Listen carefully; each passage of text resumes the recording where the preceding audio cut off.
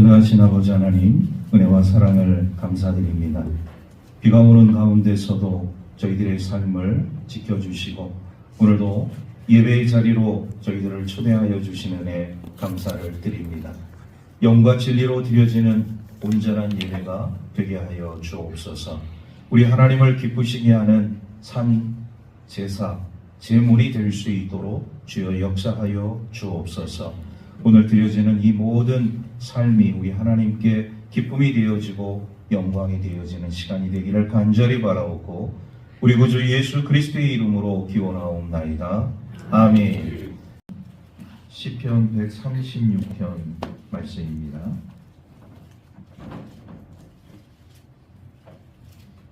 여호와께 감사하라. 그는 선하시며 그 인자하심이 영원함이로다. 신들 중에 뛰어난 하나님께 감사하라. 그 인자하심이 영원함이로다. 주들 중에 뛰어난 주께 감사하라. 그 인자하심이 영원함이로다.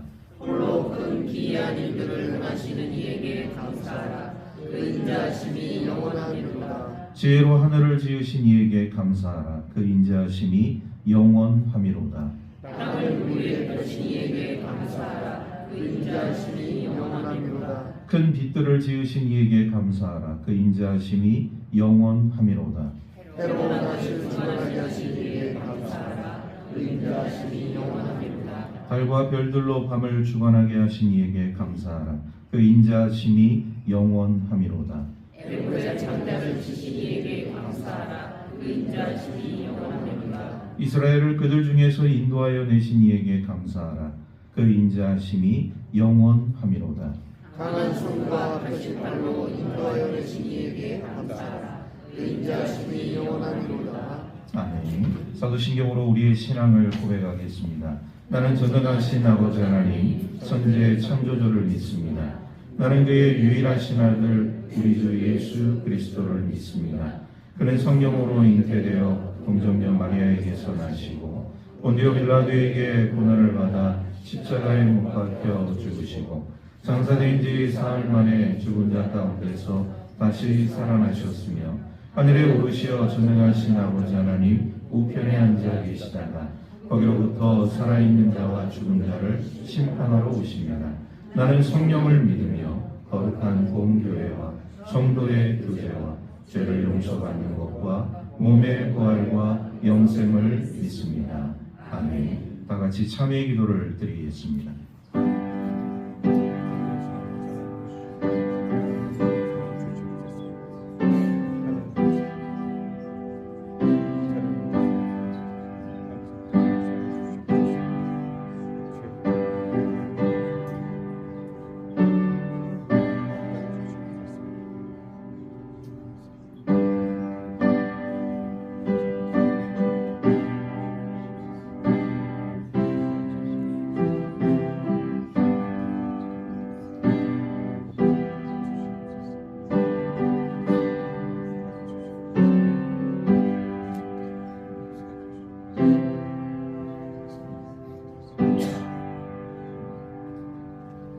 그가 우리를 흑암의 원세에서 건져내사 그의 사랑의 아들의 나라로 옮기셨으니 그 아들 안에서 우리가 속량 곧 제사함을 얻었도다.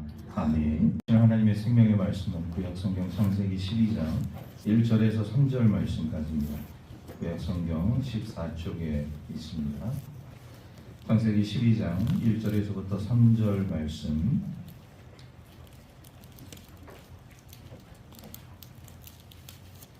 말씀을 봉독하겠습니다. 여호와께서 아브라함에게 이르시되 너는 너의 고향과 친척과 아버지의 집을 떠나 내가 네게 보여줄 땅으로 가라. 내가 너로 큰 민족을 이루고 네게 복을 주어 내 이름을 창대하게 하리니 너는 복이 될지라. 너를 축복하는 자에게는 내가 복을 내리고 너를 저주하는 자에게는 내가 저주하리니 땅의 모든 족속이 너로 말미암아 복을 얻을 것이라 하신지라. 아멘. 되어져서 새로운 인생의 출발을 하게 되어지는 한 사람을 보게 되어집니다. 우리가 생각할 때 75세 정도 되었으면 이제 황혼기에서 어느 정도 인생을 바라보면서 자신의 삶을 뒤돌아보면서 이제 앞으로 나의 삶을 어떻게 행하는 삶을 살아야 할 것인가를 잘 생각할 수 있는 그런 시간이라고 볼 수가 있어요. 그런데 75세의 나이가 되어서 어떤 일에 새로운 도전과 또 새로운 삶을 살게 되어진다. 이것은 사실 쉽지 않은 일이라고 보여집니다. 새로운 미지의 세계를 향해서 또 그곳에 펼쳐질 그 모든 삶을 놓고서 한 사람이 움직이는 모습을 우리가 보게 되어져요. 그 사람은 오늘 이 창세기 12장에 등장하고 있는 아브라함, 원래 아브라함의 이름은 아브람입니다. 하나님께서 나중에 그 이름을 바꿔주시죠. 아브람에서 아브라함으로. 그런데 이 아브람이라는 사람이 75세에 새로운 인생을 향해서 출발을 하게 되어지는데,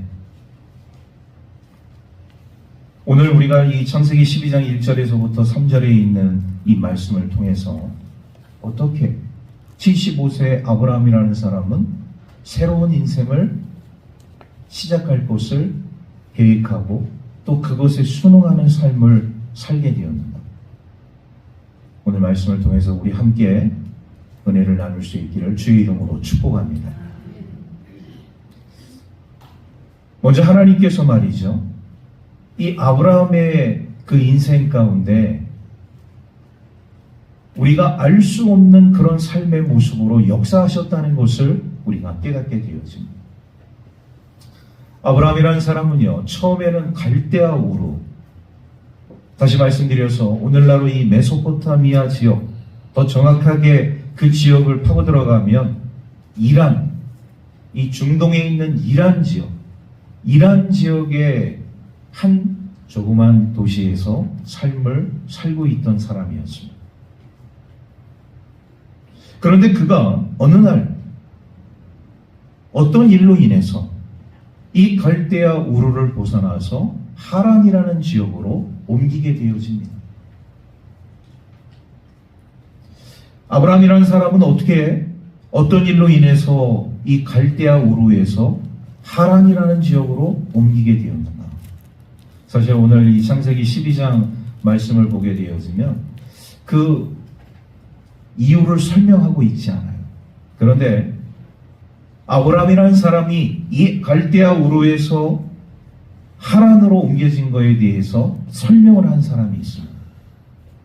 우리 신약의 사도행전 7장 2절에서부터 4절 말씀을 보게 되어지면 스데반 집사님이 믿음의 조상 아브라함을 이야기하게 되어질 때, 이 아브라함이 처음에 이 갈대아 우르에서 살고 있었는데 그 갈대아 우르에 살고 있는 아브라함을 하나님께서 부르셔서 하란으로, 그리고 그 하란에서 다시금 하나님이 약속한 축복의 땅 가나안으로 인도하셨다는 내용이 사도행전 7장 2절에서 4절 말씀 속에 기록되어져 있습니다.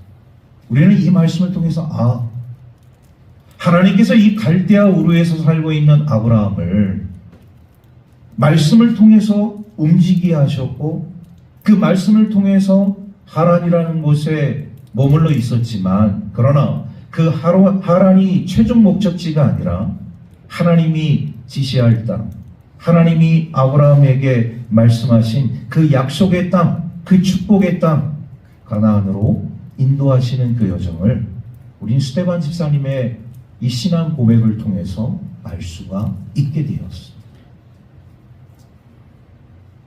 이 말씀은 무엇을 의미하는 것이냐? 그냥 아브라함이 갈대아 우르를 그냥 떠난 것이 아니라 하나님의 말씀을 듣고 하나님의 인도하심을 따라서 그 갈대아 우르에서 하란으로, 그리고 그 하란에서 하나님이 약속한 가나안 땅으로 이동하게 되어졌다는 것을 우리가 보게 되어집니다. 오늘 창세기 12장 말씀은요, 그 중간 기착지인 하란에서 빚어지는 일들을 오늘 우리에게 말씀해주고 있습니다. 여러분, 하란은요, 갈대아 우르와 가나안 땅의 중간 지점입니다.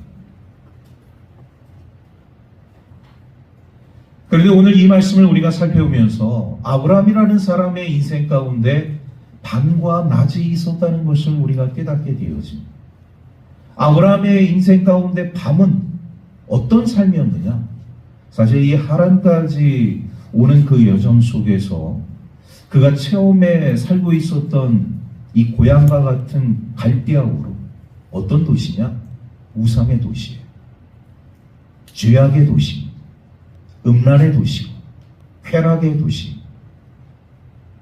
그러니까 아브라함의 아버지 데라가 어떤 일을 하고 있었냐? 우상을 제작해서 그것을 팔아서 가족의 생계를 이어가고 있는 삶을 살았을 정도로 아브라함의 가정은 처음부터 출발이 믿음의 가정, 신앙의 가정이 아니었다는 사실입니다.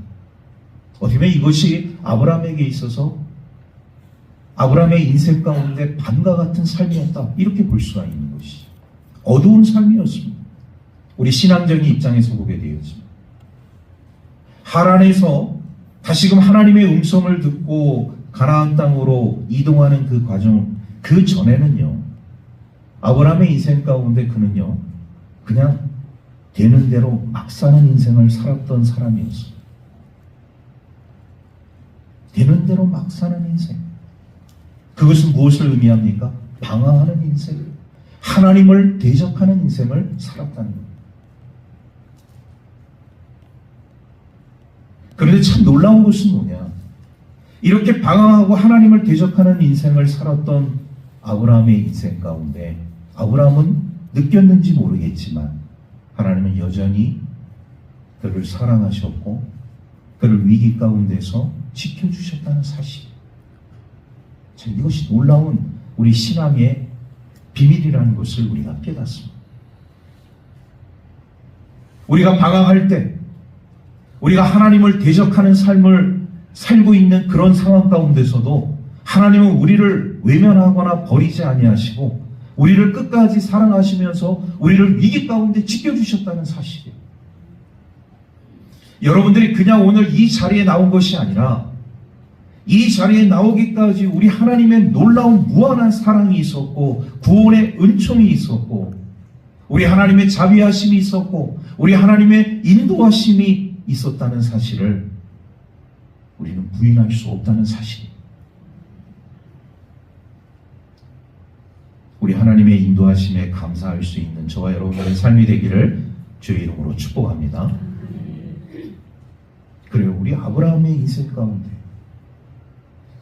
아브라함은 그것을 느꼈는지 모르지만 하나님은 계속적으로 아브라함의 인생 가운데 그를 유심히 관심 있게 지켜보고 계셨다는 사실.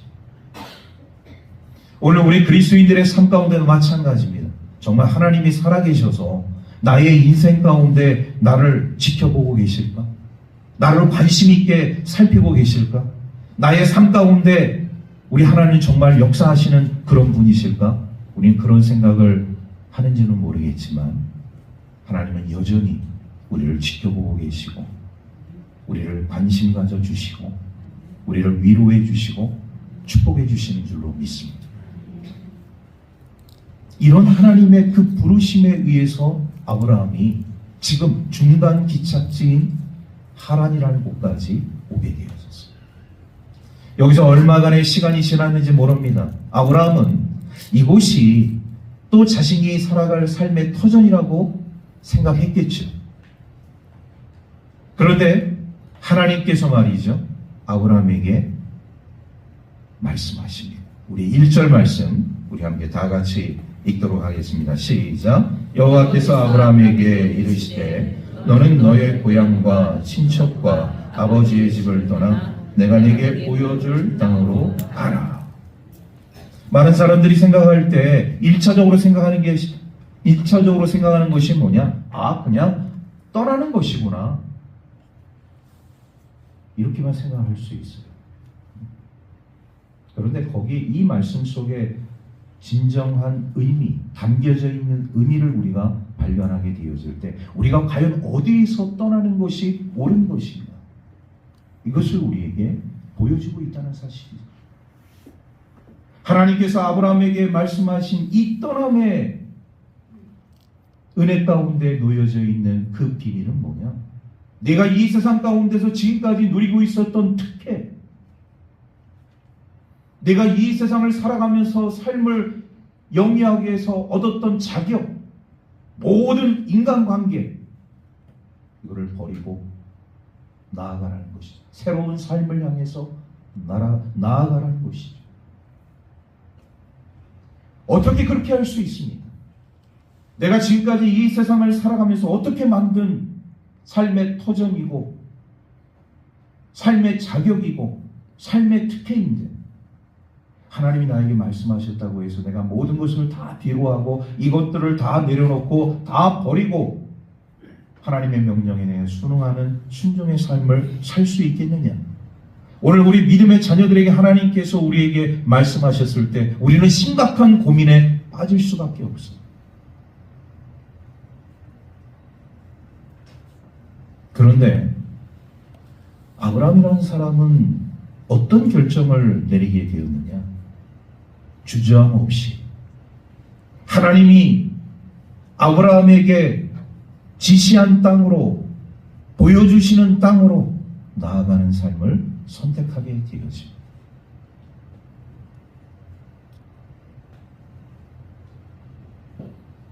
오늘 우리 그리스도인들이 삶을 살아가면서요, 우리가 믿음의 삶을 살아간다는 거 너무나도 중요합니다. 신앙의 삶을 살아간다는 거 너무나도 중요한 것이죠.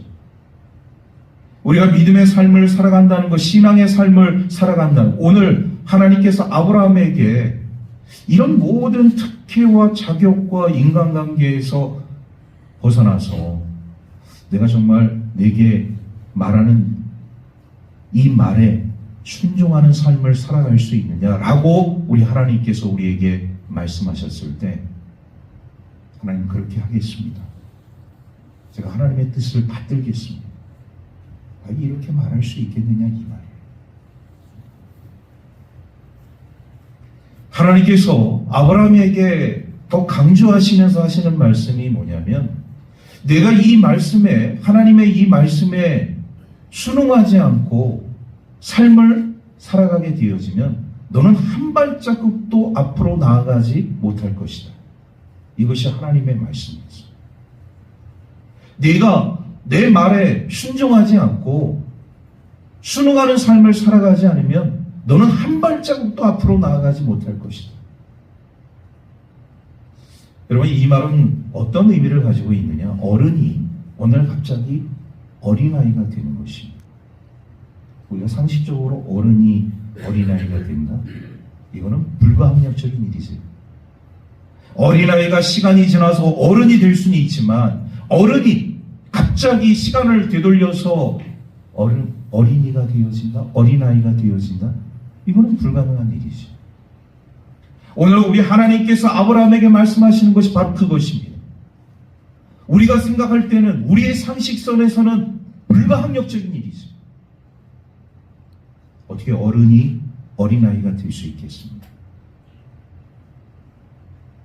그런데 이것을 신앙의 세계에 우리가 접목을 시켜보게 되어지면 우리 예수님께서도 그런 말씀을 하셨어요. 하나님 나라에 들어가는 자는 어린아이와 같이 되지 아니하면 하나님 나라에 들어갈 자가 없느니라. 어른이 되어져서 하나님 나라 들어가는 것이 아니라 그 심령이, 그 마음이, 그 중심이 어린아이와 같이 되어져야지만이 하나님 나라에 들어갈 수 있다는 것이죠. 여러분, 우리가 어린아이와 같은 마음이라는 것을 생각하게 되어질 때 일단 어린아이의 특징은 뭐냐? 궁금하니까 자꾸 질문을 해서 물어봐요. 모르면 물어봅니다. 웬만한 똑똑한 아이가 아닌 이상은 자신이 궁금한 것을 부모님에게, 어른에게 다 물어봅니다. 그게 어린아이죠. 그런데 어른은요, 몰라도 궁금해도 물어보질 않아요. 왜 그렇습니까? 내가 다 안다고 생각하기 때문에. 우리 어른들의 특성이 다 그래요. 내가 다 안다고 생각하기 때문에. 내가 다른 사람보다 더 똑똑하다고 생각하기 때문에 물어보진 않습니다. 우리 신앙의 세계에 있어서 얼마나 궁금한 것이 많고 모르는 것들이 얼마나 많이 있습니다. 모르면 물어봐야지. 그 하나님의 진리의 뜻이 어디 있는지 궁금하면 물어봐야지. 그런데 우리가 신앙에서 실패하는 이유 중에 하나가 뭐냐면 어린아이가 되지 않기 때문에, 어린아이와 같은 신앙이 되지 않기 때문에 우리가 신앙에서 실패하는 일들이 너무나도 많이 있다. 그런데 오늘 아브라함은요, 자신이 어른이지만 인생을 어느 정도 살았고 삶의 연륜과 경륜이 있는 삶을 살아왔지만 하나님께서 말씀하셨을 때 아브라함은 그 말씀에 순응하고 순종하며 우리 하나님의 뜻을 받들게 되어졌다는 사실이죠. 어른이었지만 어린아이와 같은 신앙을 가졌던 사람이 바로 아브라함이었습니다. 우리 옆 사람에게 이렇게 한번 이야기해 보겠습니다. 어린아이와 같은 신앙이 됩시다. 어린아이와 같은 신앙이 됩시다. 할렐루야. 어른이라고 해서 모르는 게 없는 게 아니에요. 궁금하면 물어봐야죠. 궁금하면 물어보세요. 궁금하면 500원 받는 사람도 있는지 모르겠지만 500원 받지 마시고 궁금하면 내가 아는 한도 내에서 알려드리고, 모르면 저에게 와서 물어보시고, 우리가 하나님의 뜻을 발견하기 위해서 진리의 삶을 살아가기 위해서 어떤 과정을 우리가 거쳐야 되느냐? 바로 어린아이와 같은 신앙으로 나아가는 삶을 살아야지만이 하나님의 뜻을 받들 수 있다. 그래서 아브라함은요, 자신이 누려왔던 특혜, 자격, 인간관계 다 뒤로 하고 하나님의 말씀에 순종할 수 있었다는 사실이에요. 여기서 하나 또 중요한 게 있어요. 어떻게 아브라함은 새로운 삶을 위해서 그 75세에 출발을 하게 되었느냐? 몇 가지로 분석을 할 수가 있습니다. 첫 번째로 아브라함의 삶 가운데 있어서 우리가 이제 생각하게 돼요. 아브라함이 왜 75세에 그 모든 기득권을 내려놓고 출발할 수 있었을까? 더 많은 돈을 벌기 위해서?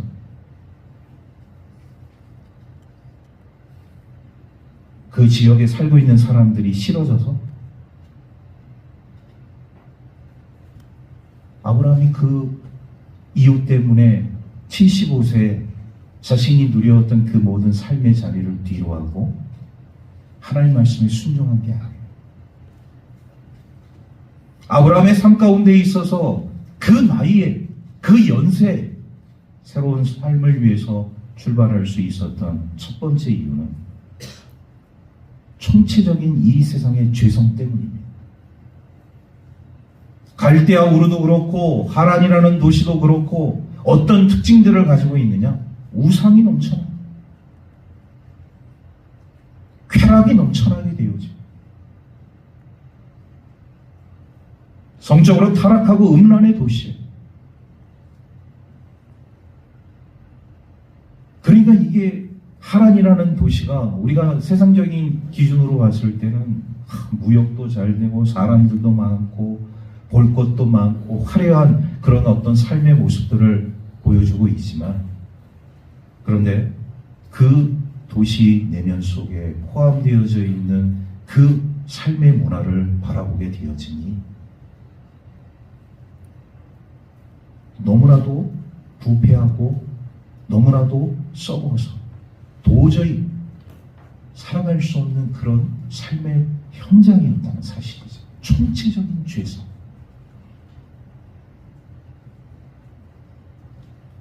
두 번째, 아브라함이 새로운 삶을 향해서 나아갈 수밖에 없었던 이유 중에 하나는 우리 하나님과의 인격적인 만남이 이루어졌기 때문입니다. 전에는 몰랐어요. 갈대아 우르에서 뭔가 긴가민가 하는 그런 생각은 있었지만, 그런 마음의 움직임은 있었지만 확신은 없었어요. 그런데 하란에서 우리 인격적인 하나님을 만난 것입니다. 여러분, 어렴풋이 하나님을 아는 거하고 인격적인 하나님을 만나는 것은 하늘과 땅 차이라는 것이죠. 저와 여러분들이 인격적인 하나님을 만나기를 주의 이름으로 축복합니다. 인격적인 하나님을 만나게 되어질 때 우리 하나님의 사랑과 그리고 신뢰, 존중 이런 것들이 회복되어지는 은혜가 있게 되어집니다. 하나님이 나를 이렇게 사랑하시는구나. 하나님이 나를 이렇게 존중해 주시는구나.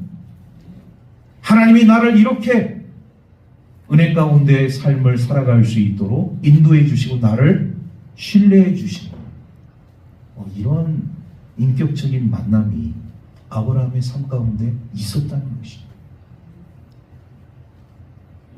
세 번째, 그가 새로운 삶을 향해서 나아갈 수밖에 없었던 이유 중에 하나는 자신이 도덕적으로 상당히 미숙하다는 것을 깨달았기 때문이고, 도덕적으로 상당히 미숙하다. 그것은 무엇입니까? 여러분, 법 없이도 살아가는 사람이 있다는 그런 말들이 있잖아요. 법이 없어도 정말로 양심적으로 살아있는 양심을 가지고서 세상을 아름답게 살아갈 수 있는 사람들이 있을 수 있어요. 그런데 아브라함의 삶 가운데 이것이 세상을 바라보게 되어질 때, 자신을 바라보게 되어질 때 자신이 없었던 것입니다. 마치 오늘 우리가 삶을 살아가면서 이 세상을 썩었다, 부패했다 이야기하는 이유 중에 하나가 뭐냐면, 왜 세상이 썩었습니까? 왜 세상이 부패했습니까? 고여있기 때문에. 물은 고여있으면 썩는 거예요. 오늘 우리들의 심령 가운데 하나님의 은혜가 항상 충만하고 또 흘러나가야 되고, 여러분, 하나님의 은혜도요, 내 안에 그냥 머물러 있으면 안 돼요. 하나님의 은혜도 계속적으로 흘려보내야 됩니다. 하나님의 사랑도 계속적으로 흘려보내야 됩니다.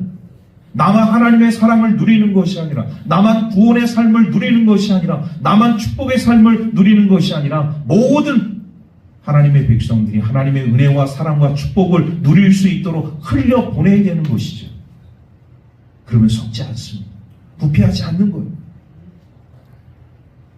아브라함이 이 하란이라는 도시를 떠날 수밖에 없었던 그 고령의 연세임에도 불구하고 그 새로운 출발을 향해서 나아갈 수밖에 없었던 이유는 더 많은 돈을 벌기 위해서 떠난 것이 아니고, 사람들이 싫어서 떠난 것이 아니고, 그 사는 곳이 재미없어서 떠난 것이 아니라, 이러한 이유를 가지고서 그는 새로운 삶을 향해서 나아갔다는 사실이죠.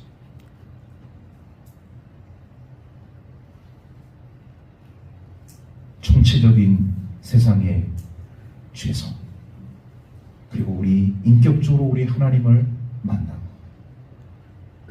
나의 도덕적으로 미숙하고 원숙하지 못한 그런 삶을 뒤로 한 채 우리 하나님의 말씀에 순응하고 있는 아브라함의 모습을 우리가 보게 되어집니다. 저와 여러분들의 삶 가운데 있어 중요한 것은 뭐냐? 우리는 하나님의 그 명령에, 하나님의 말씀에 얼만큼 순종하는 삶을 살 수 있느냐, 이게 관건입니다. 우리 모든 하나님의 자녀들이 주의 말씀에 순종할 수 있기를 주의 이름으로 축복합니다. 자, 그리고 나서 이러한 결단과 삶을 향해 나아가는 아브라함에게 하나님께서 놀라운 은혜의 삶을 펼쳐주세요. 우리 2절, 3절 연이어서 우리 2절 말씀을 같이 읽겠습니다. 시작. 내가 너로 큰 민족을 이루고 내게 복을 주어 내 이름을 찬대하게 하리니 너는 복이 될지라. 너를 축복하는 자에게는 내가 복을 내리고 너를 저주하는 자에게는 내가 저주하리니 땅의 모든 족속이 너로 말미암아 복을 얻을 것이라 하신지라. 아멘. 하나님께서 아브라함에게 큰 축복을 주십니다. 근데 우리가 생각할 때 하나님께서 아브라함에게 큰 축복을 주셔서 하나님께서 오늘 나에게 큰 축복을 주시기를 원하셔? 그럴 때 우리는 어떤 축복을 생각하느냐? 물질적인 축복, 건강의 축복, 장수의 축복, 우리가 생각하는 상식적인 축복을 우리가 생각해요. 아브라함도 그런 축복을 받지 않았겠는가? 우리가 그런 생각을 하게 되었습니다. 그런데 아니에요. 하나님은 먼저 아브라함에게 이런 물질적인 축복, 건강의 축복, 장수의 축복을 주신 것이 아니라 그에게 특별한 지위를 허락해 주십니다. 그 특별한 지위가 뭐냐? 첫 번째, 한 나라의, 한 민족의 시조가 되어지는 삶. 한 나라를 만드는데, 한 민족을 이루는 데 있어서 시조가 되어지는 삶. 두 번째, 오늘 우리 개정개혁에서는 복이 될지라, 개혁 한글에서는 복의 근원이 될지라, 복이 될지라, 복의 근원으로서의 삶을 하나님께서 허락해 주셨다는 사실입니다. 한 나라의, 한 민족의 시조가 되어질 뿐만 아니라 복의 근원이 되어진다. 여러분, 우리가 아무리 물질을 많이 가지고 우리가 건강을 가지고 장수의 축복을 누린다 할지라도 이러한 축복에 비교할 수 있겠습니까? 한 나라, 한 민족의 시조가 되어지고 그 복의 근원이 되어져서 놀라운 우리 하나님의 축복을 이루는, 여러분, 이것이 바로 신령한 축복이에요. 저와 여러분들이 먼저 이런 신령한 축복을 받을 수 있기를 주의 이름으로 축복합니다. 그러면 하나님께서 그 다음으로 주시는 것이 물질의 축복, 건강의 축복, 장수의 축복, 명예의 축복. 오늘 우리 하나님의 사람들이 뭔가 거꾸로 알고 있는 게 뭐냐면, 처음에 제가 말씀드린 이런 물질의 축복, 건강의 축복, 장수의 축복, 이거는 어떤 축복들이냐? 우리 음식으로, 우리 하나님이 주신, 우리 하나님의 자녀들에게 주신 음식에 우리가 비유하자면 간식이에요. 간식. 부스러기. 진짜 메인 메뉴는 뭐냐? 오늘 아브라함이 하나님께서 받은 한 나라 한 민족을 이룰 수 있는 시조의 축복, 복의 근원이 되는 축복. 여러분, 이런 메인 메뉴가 오늘 우리들에게 주어져야 되지 않겠습니까? 우리는 항상 이런 부스러기, 간식에 열을 올리고 목매는 삶을 살아가게 되어지면 하나님은 우리에게 메인 음식을 주시고 싶은데 항상 그 간식 언제 주십니까? 그 부스러기 언제 주십니까? 이거만 우리가 간구하고 있으면 우리 하나님 보시기에 얼마나 우리 하나님의 자녀들이 안타깝겠어요. 메인 음식을 먹어야지, 메인 음식. 소위 말해서 사이드 음식만을 먹고 우리가 배부름을 취한다는 것은 이건 굉장히 어리석은 일이죠. 메인 음식을 드실 수 있기를 주의 이름으로 축복합니다.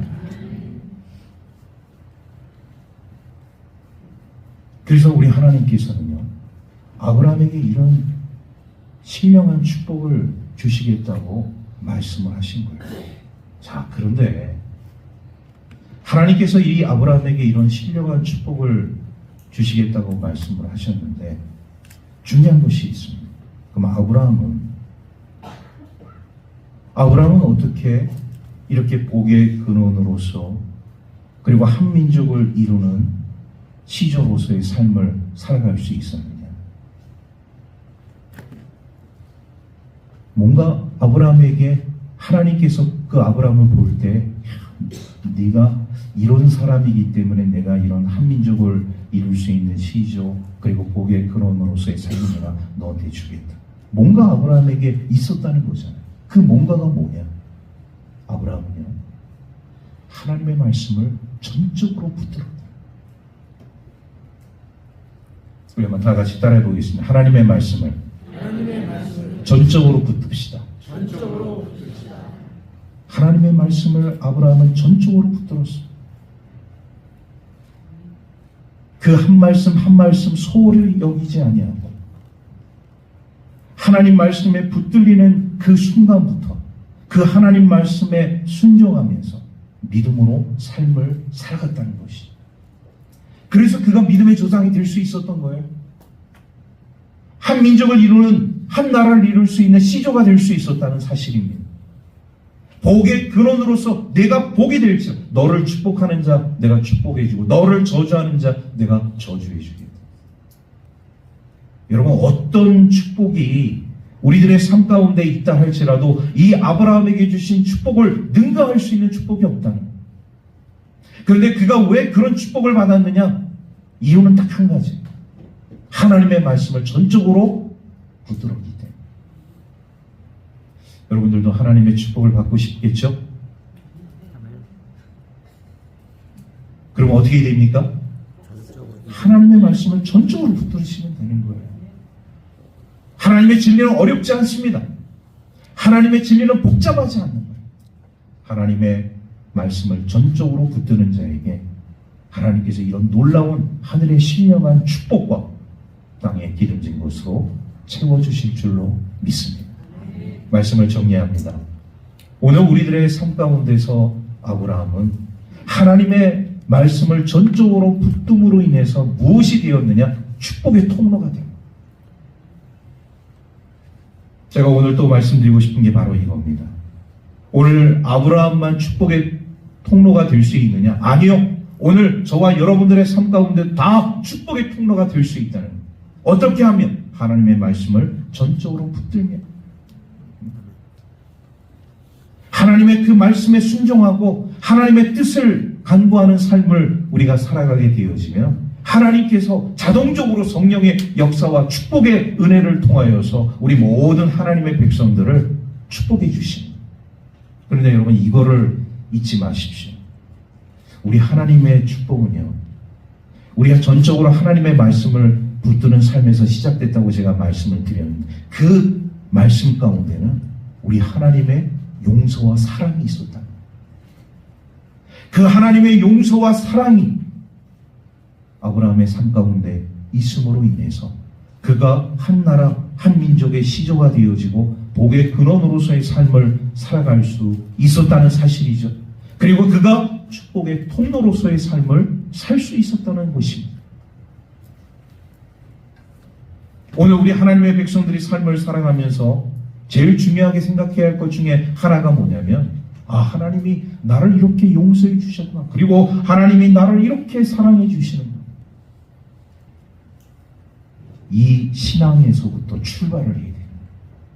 예수 그리스도의 십자가, 그 구속의 고혈을 통해서 죽을 수밖에 없는 나였는데, 영면할 수밖에 없는 나였는데, 그 십자가의 사랑을 통하여서 나의 죄를 용서해 주시고 나를 구원의 삶으로 인도하여 주신 우리 하나님께 감사할 수 있는 우리 믿음의 사람들 되기를 간절히 소망합니다. 그런 십자가 사랑에서 출발해서 오늘 우리가 하나님의 말씀을 붙들고 순종하는 삶을 살아가게 되어질 때 우리는 축복의 통로로서의 삶을 살아갈 수 있는, 여러분, 하나님께서 우리 모든 사람들에게 다 골고루 그냥 일반적인 축복을 주셨어요. 좋은 날씨, 온도, 곡식, 땅, 이런 것들은 다 예수 믿든 예수 믿지 않는 사람이든 얼마든지 누릴 수 있는 것인데, 예수 믿는 사람들만 누릴 수 있는 참된 축복이 있는데, 그것은 뭐냐? 하나님의 용서와 사랑이라는 것이죠. 예수 믿지 않는 사람들은요, 하나님의 용서와 사랑을 경험할 수가 없어요. 왜? 믿음으로 예수 그리스도의 그 십자가 구속의 사랑을 고백하지 못했기 때문에. 그런데 저와 여러분들은 다 믿음 안에서 우리 예수 그리스도의 그 십자가 사랑을 믿음으로 고백함으로 인해서 죄 씻음 받고 구원받고 영생의 축복을 누리고 있지 않습니까? 그러니 저와 여러분들은 수지 맞은 인생, 축복된 하나님의 백성의 삶인 줄로 믿습니다. 그러므로 저와 여러분들이 이런 하나님의 말씀을 전적으로 붙들어서 우리 모두가 다 축복의 통로로서 우리 하나님께 영광 돌릴 수 있는 하나님의 자녀들 되기를 주의 이름으로 축복합니다. 기도하겠습니다. 하나님 감사합니다. 영광된 주님의 날에 오늘도 이 자리에 나와서 하나님께 예배할 수 있도록 인도하여 주신 은혜 감사를 드립니다. 우리의 예배 드림이 우리 하나님을 기쁘시게 하는 예배가 되게 하여 주옵소서. 오늘 아브라함에게 주셨던 이 놀라운 축복된 삶이 우리도 전적으로 하나님의 말씀을 붙듦으로 인해서 우리 모든 하나님의 백성들이 다 축복의 통로가 되어지는 은혜의 역사가 있게 하여 주옵소서. 병든 자, 마음이 상한 자, 외롭고 고독한 자 주님 위로하여 주시고 주님을 만나고 인격적으로 우리 주님을 더욱더 소원하며 하나님께 가까이 나아가는 참된 하나님의 백성들 될 수 있도록 은혜 내려 주옵소서. 모든 것 감사드리며 우리 구주 예수 그리스도의 이름으로 기도하옵나이다. 아멘.